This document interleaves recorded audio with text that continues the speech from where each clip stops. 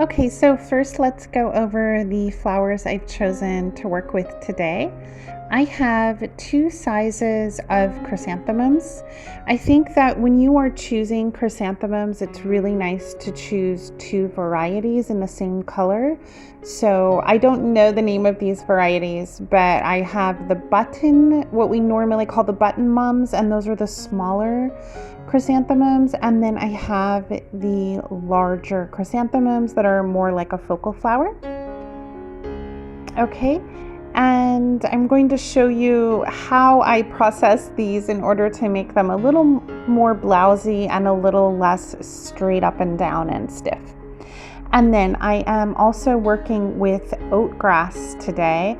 I think for a Thanksgiving centerpiece, it's really nice to be able to incorporate some dried materials into your selection. For greenery today, I'm working with acacia. The greenery is actually really lovely. It's very similar to eucalyptus, and it's really lovely to work with in the winter. When it's not in bloom, but it has this lovely, elegant, very, very blousy and soft greenery. So I'm also working with some straw flowers and some various dried, some ivy berries and some pods and various dried materials that I have here kind of in storage. So I'm excited about mixing fresh and drieds for this Thanksgiving centerpiece today.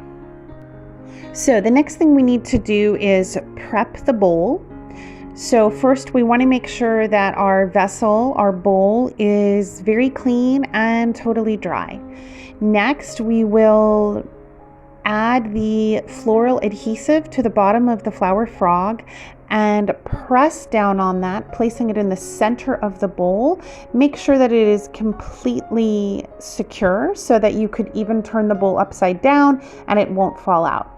Next, I'm working with a very small selection of chicken wire that I am just placing over the flower frog for some extra protection.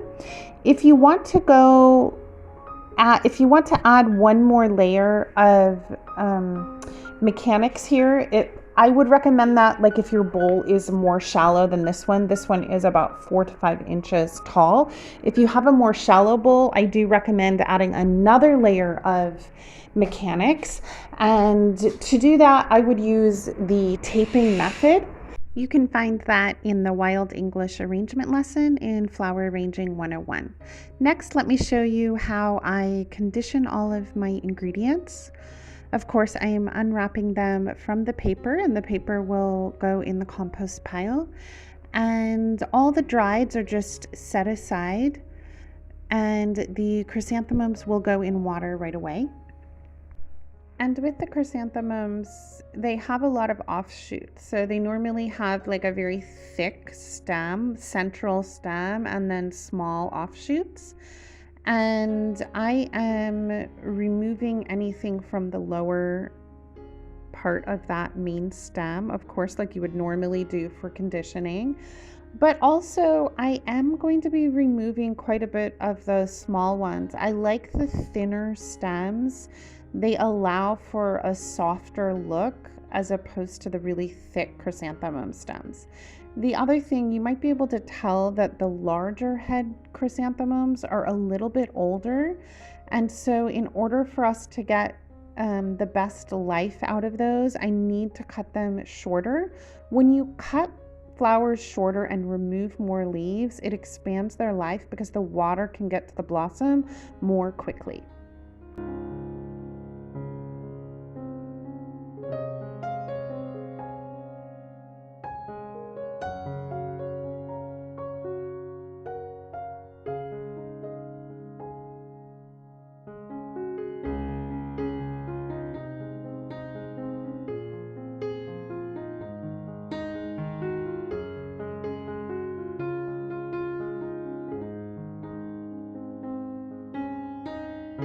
Okay, so next let's add some fresh clean water to our bowl. And now let's start arranging. So I am going to begin by adding a beautiful, elegant piece of acacia greenery that will sort of set the tone for the shape that I'm looking for. And I love this piece, the way that it's arching side to side. Now, for the first part of the arrangement, I like to make sure that everything is securely placed into the flower frog. So I'm doing that for these first few pieces that are creating my shape. And right now I'm adding in the acacia. What I love about this greenery is that it's very delicate. So I can add in some taller pieces, and that's not going to block the view from it for anyone who's sitting at the table. So next I add in a few of these beautiful ivy berries right at the rim of the vase. You know my rule, I always like to have some pieces at the rim of the vase, and it's one of the ways that I can tell if somebody is a professional floral designer or not, or if they have designed a lot. We don't want to see any stems sticking straight up, especially because this is not an ikebana arrangement, okay? So as you know, I work in an English style. I'm not doing an ikebana style today. So, so we don't want to see stems sticking straight up for the end result. So next I am adding some of my larger chrysanthemums, and because the chrysanthemums are so dense and hardy, they work really well to help you gain stability for your arrangement. I'm adding them in at different heights, as you can see. Now with chrysanthemums like this, you can add them quite low as well, and that helps kind of give some depth to some arrangement. In fact, you can add them so they're almost right on top of that chicken wire so that they are camouflaging your mechanics. So you'll see here I have them all at varying heights.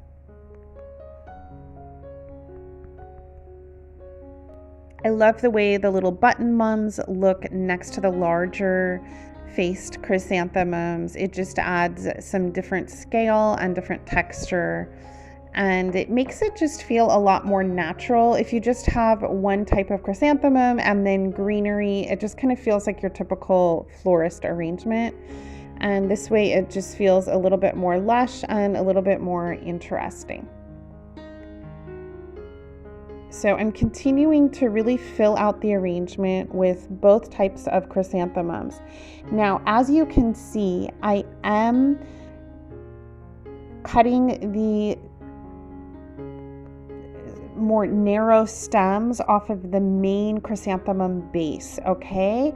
And that just gives these flowers a little bit more of a blousy feel. If you use that main stem, they just have a very stiff feel to them.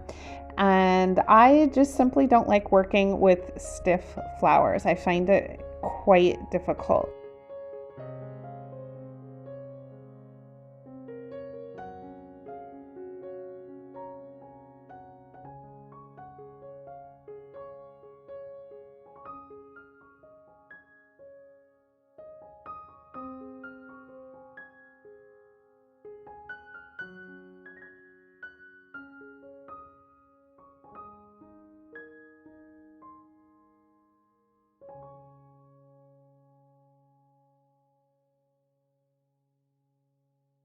So next I'm adding in my oat grass, and something I love the way that the oat grass works like a filler, especially for a Thanksgiving centerpiece. It's perfectly festive for a Thanksgiving or autumn meal. And I love the way this works as a filler. It's a beautiful color and texture, and it feels very autumnal without going into those sort of oranges.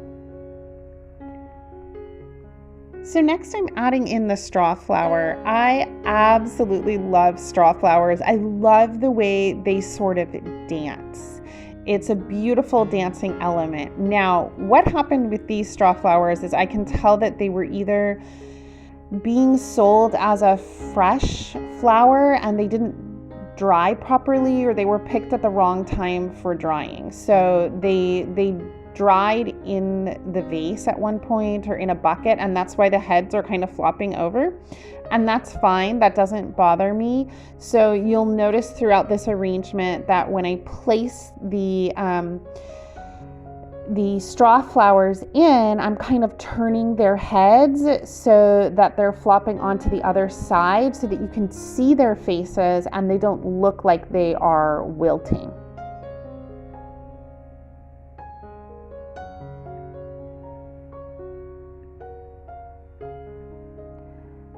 And because the chrysanthemums are quite, they're quite large and stiff, I just absolutely love having these straw flowers because they just add like a lighter element that moves in such a beautiful way.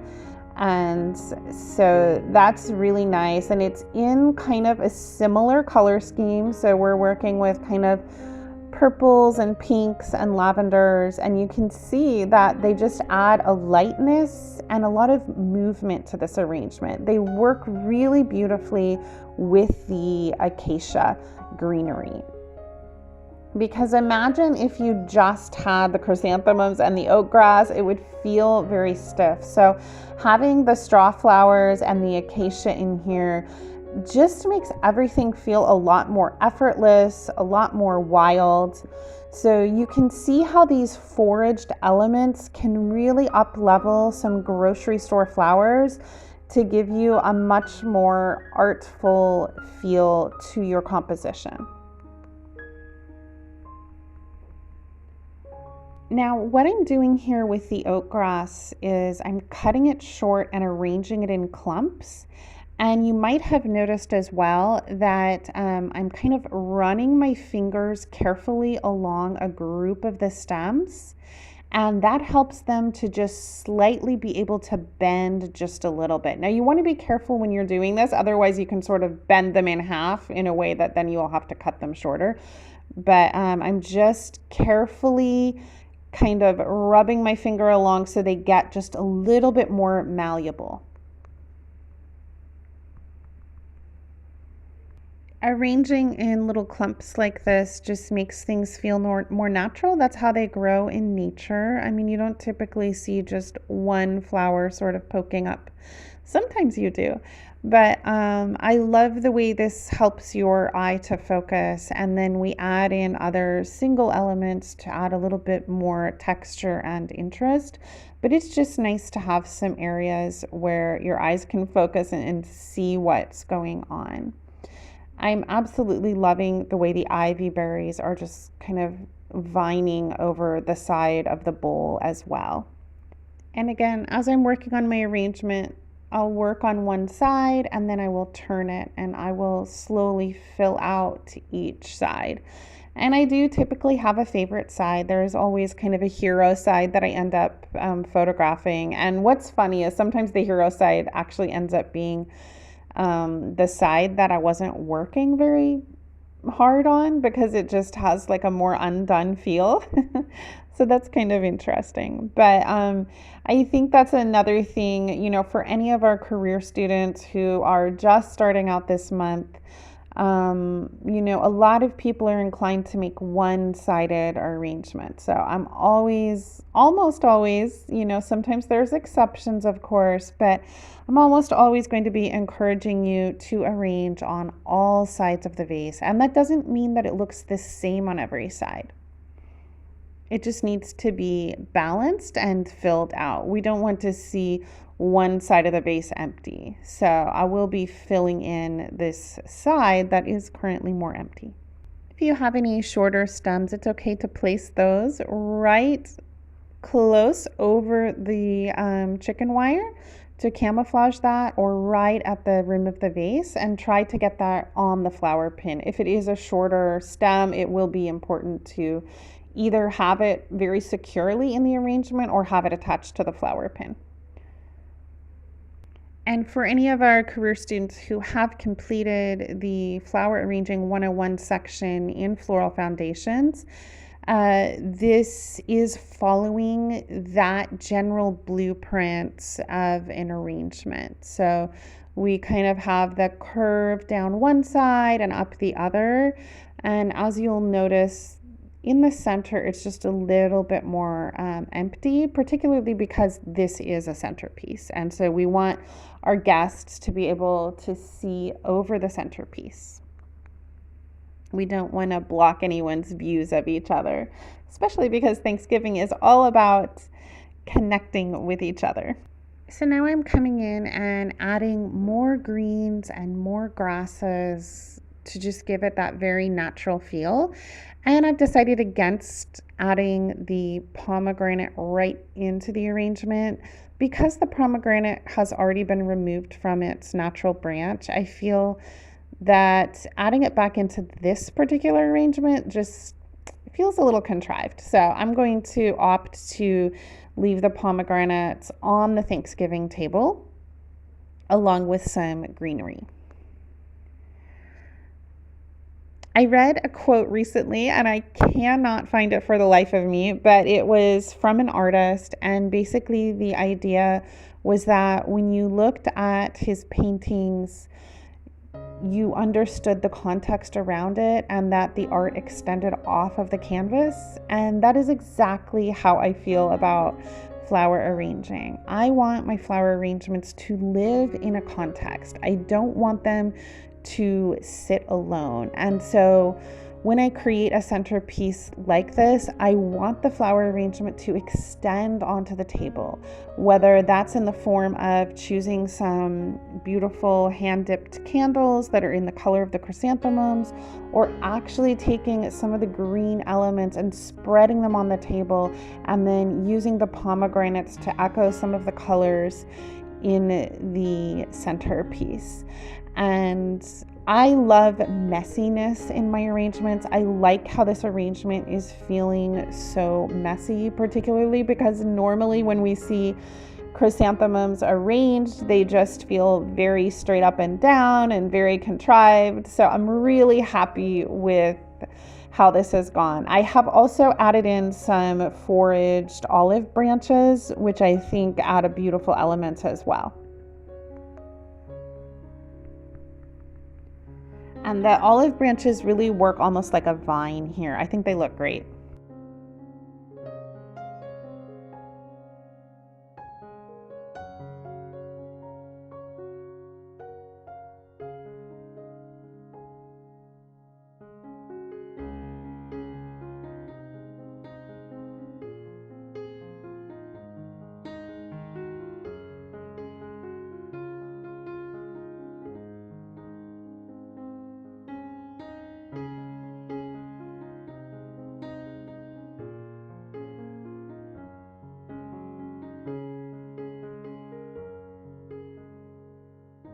I'm really happy with this final result, and I'm so excited to use it on my Thanksgiving table.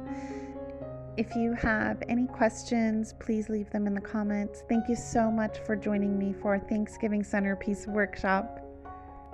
I'm so thankful you've been part of our flower school this year. I'll see you in the next workshop.